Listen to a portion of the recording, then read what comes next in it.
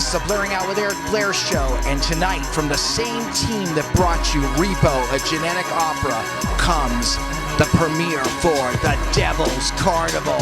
How excited are you to see this come to life? It's crazy. No one thought we could do it, and we said, screw it, and we did it ourselves. So this is all, why it's kind of a little disorganized is we basically, Terrance, myself, and my wife, put everything together, the movie, the soundtrack, with just a few people that we have here. So it's kind of cool to do something outside of the system. Now, I noticed you're working with a lot of the same actors that worked on Repo, a genetic opera. Now, why is that? I love them. They're like family, all of them, from Paul Sorvino to Alexa Vega to Bill Moseley. They're family. And, when you find something that works, you just work with them. What is your dream for the Devils Carnival?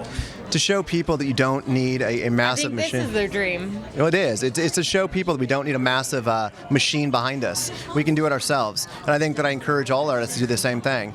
Is that, Terrance and I have been met with a lot of closed doors. And so we just said, screw it, let's just do it ourselves. Terrance Zdunich. You got it. I'm very impressed. I've been practicing it. Have you? Yeah. I'm not even sure I'm doing it right, so you're ahead of us. Now, not only did you write the screenplay, but you act in the film. I do. Well, now tell me about your character.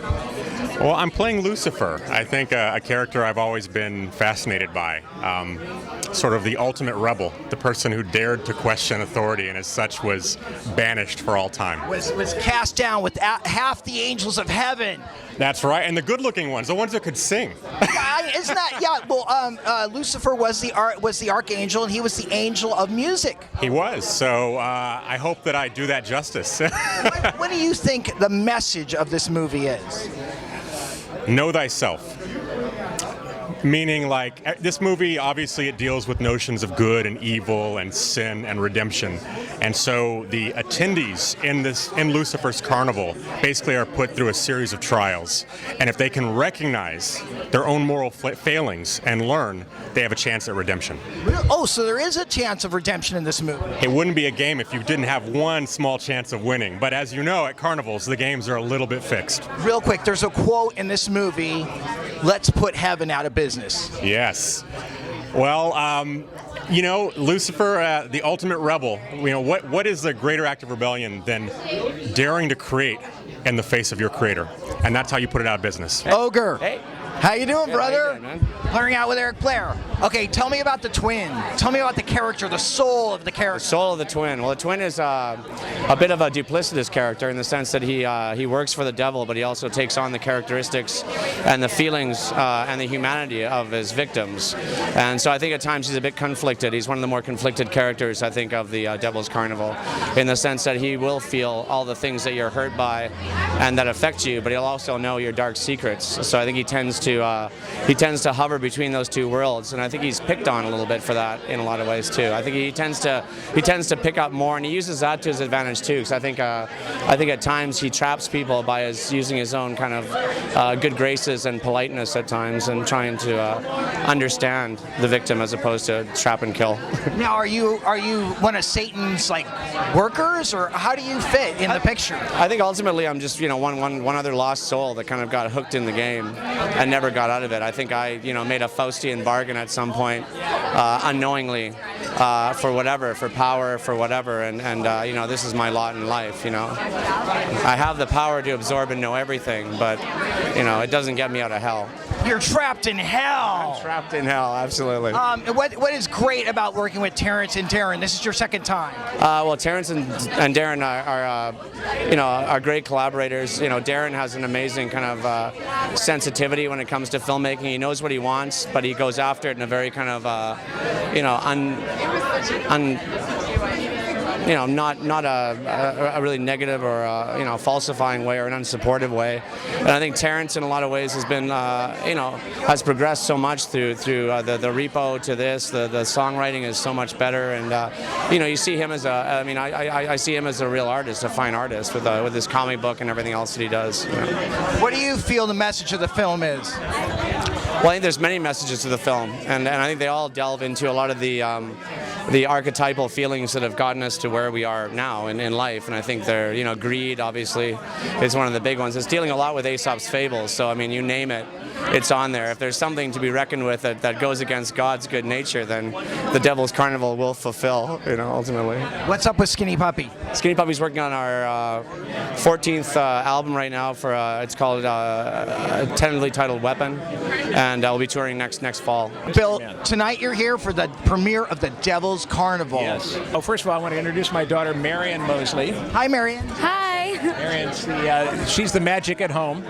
Tell me about your character. The magician is just one of the souls in the Devil's Carnival. I'm always looking for a step up, kind of like show business, and whenever I try to squawk and get the devil's attention, but I don't really want the devil's attention because I don't think the devil likes me that much.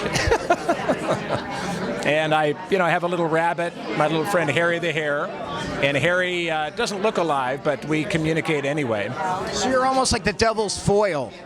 I am. I kind of am. I'm kind of a fool. I'm kind of a foil. I think I could do a better job of running hell, but I think the devil would be angry if he heard me say that.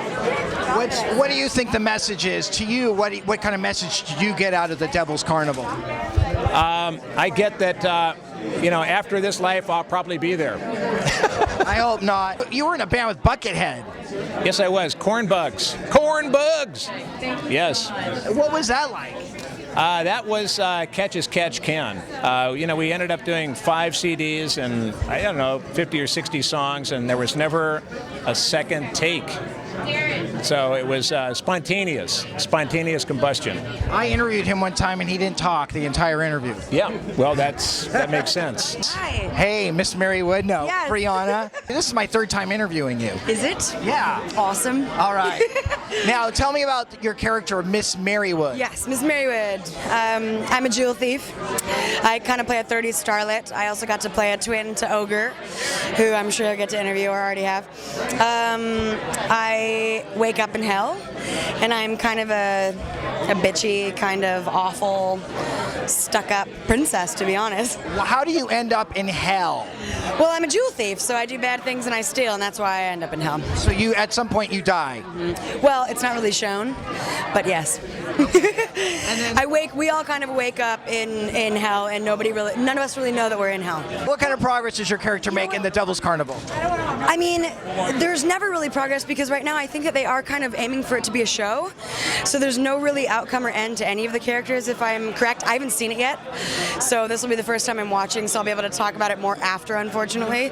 But as far as I know, there's kind of 3 stories that we're following, and everybody's going through hell because of bad things they've done. And it's this rock opera that's really more fun with a great ambiance and this kind of weird thing going on, you know? Now, do you believe there's a hell? I do. You do? Sure, yeah, I do. So if you believe there's a hell, then you believe there's a heaven. Are you a spiritual person? I am. What now? Define your spirituality.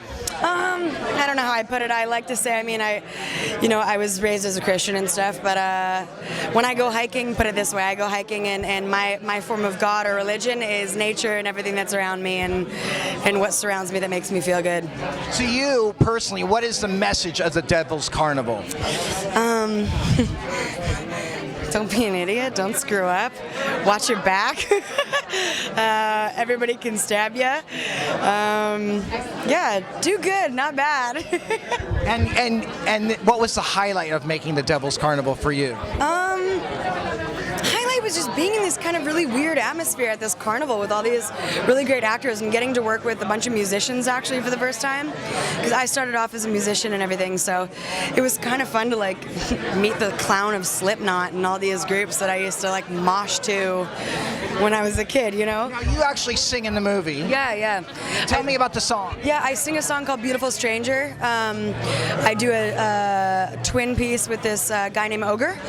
And Ogre from Skinny Puppy. Okay, yeah, exactly. So we do this whole weird snake thing together, and it was great because Darren hired me within 10 minutes at 8 p.m. at night and brought me on board, and I kind of had to just go wing it and then match the acting to the song rather than the other way, which is probably how you'd want to do it. So it's kind of a challenge and really fun and bigger than life for me.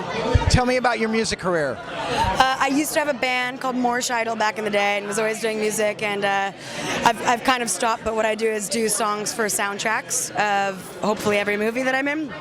And doing this has kind of inspired me to truly get the music going again, maybe get into some Broadway or live performances in New York or something like that.